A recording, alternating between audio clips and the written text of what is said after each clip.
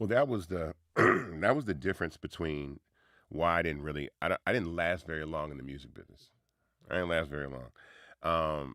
Reason being is because I entered it with this hesitation and a bias of already knowing that it was a very cutthroat business, and I saw my father lose easily probably $100 million that he never saw, that our family never saw. One, because he filed for bankruptcy a year before I was born, but not because he spent his money, but because the label he was signed to, Stax Records, owed him about $12 million in 1974, which is like $50, $60 million today. He took out a loan.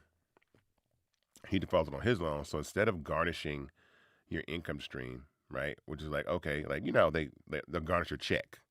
All right. They took my father's asset. So they took the actual ownership of his writer shares.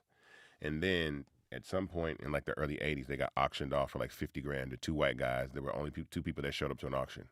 Those two individuals wound up purchasing Isaac Hayes' rights, his songwriting rights, royalties, 4 years before sampling came out. So you got to think all the 90s records that sampled Isaac Hayes, Tupac, Dr. Dre, Snoop Dogg, Biggie, Wu-Tang Clan, all these songs over the last 35 years have made about $60 million that our family never saw. And so coming into the music business, I never wanted that. My publishing was always, I held on to it like, if I can't own my publishing, I'm not doing any deals to cut people in on parts of that.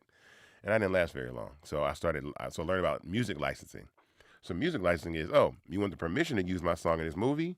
Here you go. I get a check, do that. And I just took my entire catalog, put it in this company, and then my music started winding up on like, Love and Hip Hop and Real Housewives and NBA on TNT and stuff like that. And I would just go to the mailbox every quarter and get a check.